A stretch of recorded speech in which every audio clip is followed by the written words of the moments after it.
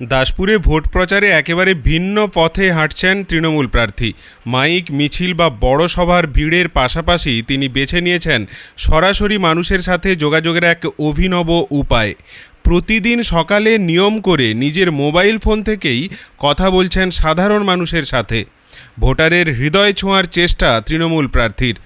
রোজ নিয়ম করে প্রায় 50 জন ভোটারকে ফোন করছেন তিনি, অর্থাৎ দাসপুরের তৃণমূল প্রার্থী আশিস হুদাইদ। ফোনের ওপারে থাকছেন না শুধু দলীয় সমর্থকরা, বরং বিজেপি, কংগ্রেস কিংবা সিপিএমের কর্মী সমর্থক, এমনকি নেতৃত্বের লোকজনও। কথা বলছেন এলাকার সাহিত্যিক, বুদ্ধিজীবীদের সাথেও। রাজনৈতিক বিভাজনের বাইরে গিয়ে প্রত্যেকের কাছেই পৌঁছে দেওয়ার চেষ্টা করছেন নিজের বার্তা। পাশে থাকুন, উন্নয়নের পথে সঙ্গ দিন। ফোন পেয়েছেন দাসপুরের উমাশঙ্কর নিয়োগী, কেশব মেটা, বিশ্বজিৎ চক্রবর্তীর মতন পরিচিত মানুষের পাশাপাশি এলাকার বহু অপরিচিত মানুষও। এআই বা রেকর্ডেড ফোন নয়, আশিসবাবু নিজেই এই ফোন করছেন। এই উদ্যোগে রাজনীতির চেনা ছবি যেন কিছুটা বদলাচ্ছে।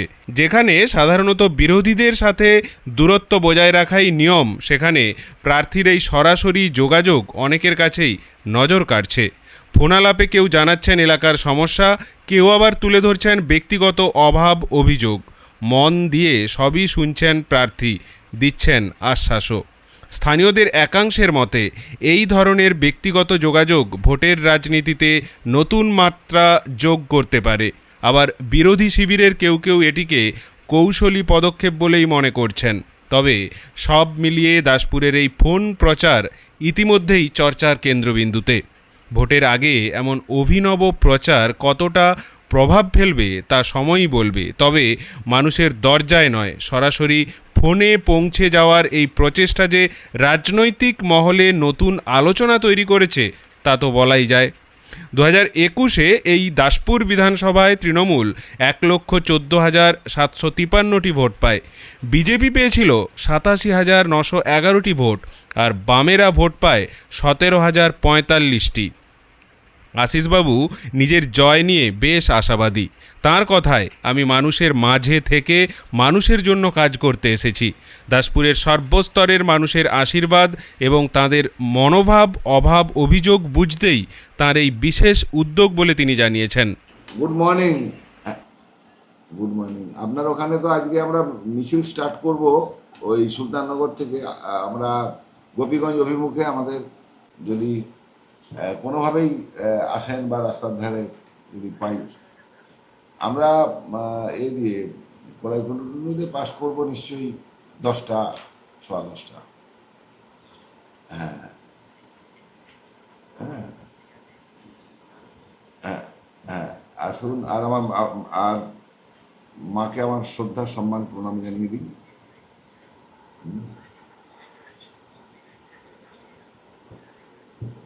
ঠিক আছে, না সে তো ঠিকই আছে। আর কি বলে, মানে এলাকার যারা আছেন আমার সশ্রদ্ধ তাদেরকে প্রণাম জানিয়ে বা তাদেরকে শ্রদ্ধা জানিয়ে আমার এবারকার যে নির্বাচন, এই নির্বাচনে যাতে তারা আমার মাথায় হাত রাখেন সে ব্যাপারে একটু অনুরোধ জানাবেন।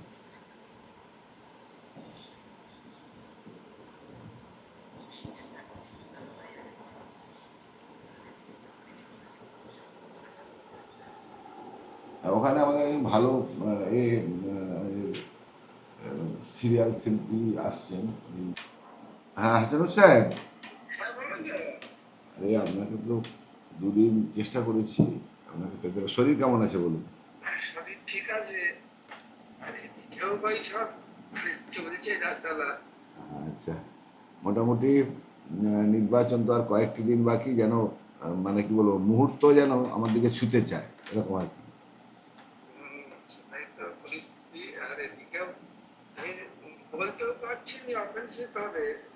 না কেন অফেন্সিভ ভাবে বলবেন? শুনুন, এই মুহূর্তে তো মানে তৃণমূল আর তৃণমূল নয়, বিজেপি বাদ দিয়ে যদি কোনো বিজেপির মুখোমুখি কোনো সংগঠন একবারে মানে লড়াই করতে পারে, তার নাম কিন্তু তৃণমূল। হ্যাঁ, দাসপুর বিধানসভার প্রার্থী মাননীয় আশিস হুদাইদ বাবু আমাকে ফোন করেছেন আসলে আশিসবাবুর সাথে আমার সম্পর্ক অনেক দিনেরই। আশিসবাবু, আমি তো এমনিতে কাগজ করি, মহুল পত্রিকা করি, লেখালেখি করি। আশিসবাবুও লেখালেখি করেন। সেই সূত্রে আমাদের এই কাগজে, পত্রিকাতে, বইতে উনি লিখেছেন। তো সেই হিসেবে উনি আমাকে ফোন করেছেন। আমি এটাকে আমার ভালো লেগেছে, তিনি আমাকে ফোন করেছেন। আহ, এখন তো প্রচারে বিভিন্ন মাধ্যম, তো সেক্ষেত্রে একজন প্রার্থী নিয়ম করে ফোন করছেন তার পরিচিতদের, বন্ধু বান্ধবদের। এটা একটা ভালো দিক। তো ফোনের মাধ্যমে কি জানাবেন তিনি? ফোনের মাধ্যমে তিনি জানালেন যে আমার সঙ্গে থেকো, আহ, এই আর কি। আমার এটা ভালো লেগেছে যে তিনি একজন এত ব্যস্ততার মধ্যে, এখন সমস্ত প্রার্থীদের ব্যস্ততা, তো তার মধ্যেও তিনি একটা সময় করে তার প্রিয়জনদেরকে, পরিচিতদের তিনি ফোন করেছেন। আহ, এটা একটা ভালো দিক। এটাও একটা জনসংযোগের একটা ভালো মাধ্যম বলে আমি মনে করি। হ্যাঁ, রোজ সকালেই তো ফোন করতে হবে, কারণ এরপরেই তো মানুষ ব্যস্ত হয়ে যাবে। সকালে আমরা যদি কারোর সঙ্গে কোনো কথা বলি, সেটা যতখানি মানুষের, মানে সকাল মানে তো একটা নির্মল, একটা ফ্রেশ ব্রেন ওই সময় তো এনগেজ থাকে না, একটা ফ্রেশ টাইম। তো ওই টাইমটায় আমরা কথা বলে আমরা মানুষের কাছে আবেদন নিবেদন করলে একটা প্রভাব পড়ে। তাই সকালেই আবেদন নিবেদনের বিষয়টা আমরা সেরে ফেলতে চাই। এবং যারা সমাজে প্রতিষ্ঠিত, আমরা বিভিন্ন ক্ষেত্রে আমরা তাদের সঙ্গে বেশি করে যোগাযোগ করছি, যাতে তাদের প্রভাবে প্রভাবিত হয়ে এবারকার নির্বাচনে মানুষ দিদির হাত শক্ত করে। তো আমি স্থানীয় মানুষজনকে সঙ্গে নিয়েই চলছি। দেখছি মানুষের উৎসাহ, মানুষের আশীর্বাদ একেবারে মানে এই এতগুলো নির্বাচন গেছে, এত উৎসাহর সঙ্গে মানুষ আশীর্বাদ করছেন আমরা দেখিনি। আমরা দেখছি যে আমরা যেখানেই যাচ্ছি মানুষ পুষ্প বৃষ্টি করছে, তাদের আশীর্বাদরা তারা ফুলের সঙ্গে স্পর্শ করিয়ে তারা যেন আমাদের কাছে ছুঁড়ে দিচ্ছে।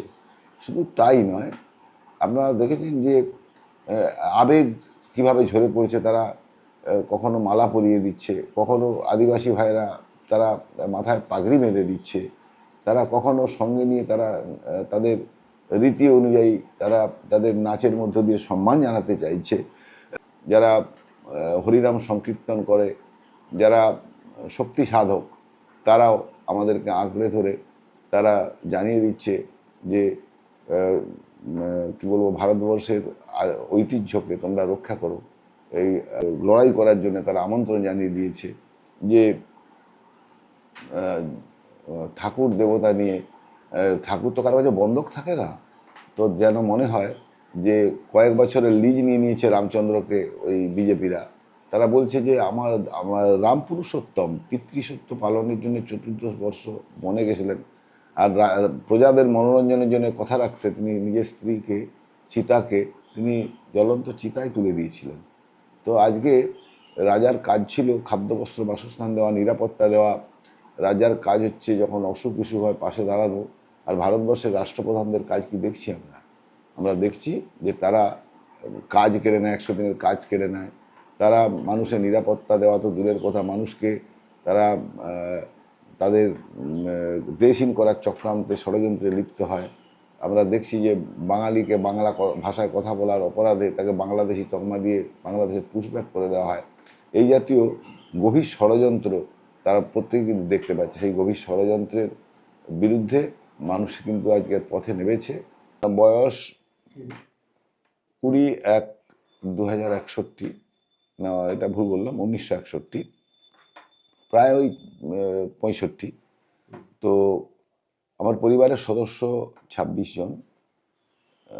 আর আমরা যৌথ পরিবারের, আমার বাবা খুব কম বয়সে মারা গেছিলেন, আমাদের কাকা আমাদের মানুষ করেছেন। তাই আজও তিনি পিতার আসনেই তিনি বাড়িতে বসে রয়েছেন এবং তার নেতৃত্বেই সংসার চলছে। আমার 3 ভাই আর 2 কাকার, মেজো কাকার 2 ছেলে এবং ছোটো কাকার 1 ছেলে, আমরা 6টি ভাই। আপনার পরিবারে গেলে বুঝতেও পারবেন না যে এই পরিবারটিতে কোনো রকম এই মানে জয়েন্ট পরিবারের কথা ফাটল আছে, এটা আপনারা বুঝতে পারবেন না। আমরা একই সঙ্গে, আমরা একই বাড়িতে থাকি, একই আমাদের উনুনে রান্না হয়, একই আমাদের খাদ্য আমরা সবাই ভাগ করে খাই এবং মাসিক যে যার যা আয় করে সবই কিন্তু ওই একটি জায়গাতেই তারা পাঠিয়ে দেয় তাদের নিজের খরচা খরচি রেখে, এবং এ পর্যন্ত আমরা সেভাবেই চলেছি। আর এই পরিবারে যে কারণে আমার কেউ একটু বেশি আয় করে কম আয় করে সব ভেবেও দেখা হয় না। এখন যৌথ পরিবার বলতে যা বোঝায়, একবারে মানসিকভাবে আমরা সবাই সেই ভাবনায় এখনও পুরোপুরি অটল, এবং আমরা সুন্দরভাবে হয়েছি। আমাদের অনেক আত্মীয় পরিজন, কেউ ইউপিএসসি করেছে, কেউ ডব্লিউবিসিএস করেছে, আমরা সবাই অনেক, কেউ ডাক্তার আর ইঞ্জিনিয়ার, সবাই ওইসব পরিবারের সঙ্গে আমাদের পরিবারের বাইরে আত্মীয় পরিজনরা সবাই এইভাবে আছি যৌথভাবে। এই আসতে গিয়ে দেখলাম একজন কর্মী তৃণমূলেরই খুব আপনার উপর চটে আছে, কেন না কোনো বিজেপি নেতৃত্বস্থানীয় কাউকে হয়তো আপনি উপকার করেছিলেন, এখন বর্তমানে সেই আপনার বিরোধিতা করছে, প্রচার করছে, বলছে এটা কেন উপকার করেছে আশিস দা, কি বলবেন? এখন গণতান্ত্রিক ব্যবস্থায় একজন মানুষ নির্বাচিত হওয়ার পর তিনি সবাকার হয়ে যান, সবাইকে সেবা দেবেন। এটাই আমাদের দলের সম্মানীয় মুখ্যমন্ত্রী জানান, যে তিনি যেদিন থেকে মুখ্যমন্ত্রী হয়ে গেলেন তিনি কিন্তু মানুষের মুখ্যমন্ত্রী হলেন, বাংলার মুখ্যমন্ত্রী হলেন। তেমনি আমরা যখন বিভিন্ন স্তরে নির্বাচিত হয়েছি তখন আমরা কিন্তু মানুষের প্রতিনিধি হয়েছি। তাই যিনি এসেছেন তাকে যতটা পরিমাণ পরিষেবা দেওয়া যায় আমরা সেটাই প্রচেষ্টা নিয়েছি, বা আমি ব্যক্তিগত এটা করেই থাকি। আপনারা যদি আমার মানে পেছন দিকটায় দেখেন, দীর্ঘ ফেলে আসা দিনগুলো তো এমন করেই আমি কাটিয়েছি। আমি 1993 সালে প্রধান হওয়ার পূর্বে যেমন কাজ করেছি, প্রধান হওয়ার পরে কাজ করেছি, আজও কাজ চালিয়ে যাচ্ছি। আপনার যৌথখানের সামনে যে ব্রিজ, তখন ব্রিজ ছিল না, আমি সেবা দল এর সদস্য ছিলাম। আমি সেবা দলের ছেলেকে নিয়ে একটা বিশাল নদীকে সুন্দর করে বেঁধে দিয়েছিলাম আমাদের এই বাঁশের সেতু করে দিয়ে। সেদিন মানুষ চলাচল করেছে, গ্রামে রাস্তা ছিল না। ছেলেদেরকে ঐক্যবদ্ধভাবে প্রত্যেকটা এলাকায় গিয়ে চাল ডাল ডিম তুলে সেখানকার রাত্রিতে আমরা আমাদের খাবার রান্না করা হয়েছে, আমরা নিজেরাই সব মাটি ফেলে রাস্তা করেছি, 19টা 20টা রাস্তা করেছি। গ্রীষ্মকালে যখন গ্রামে জল থাকতো না, অনেক দূর দূর থেকে জল এনে আমরা জল পরিবেশন করেছি বিভিন্ন এলাকায়। আমি দীর্ঘদিন ধরে ক্যান্সার বিরোধী আন্দোলনে আমি এখানে নেতৃত্ব দিই। তারপর আমাদের যে HIV পজিটিভ নিয়ে যখন মানুষ ছোঁয় না, তখন তাদের পাশে দাঁড়িয়ে তাদের সেবা করার চেষ্টা করেছি। হ্যাঁ, তারপর মানুষের খাদ্যাভাব হলে বা প্রাকৃতিক বিপর্যয় যখন হয়েছে তখন আমরা বিভিন্নভাবে মানুষের কাছ থেকে সাহায্য নিয়ে তাদের কাছে পৌঁছে দিয়েছি।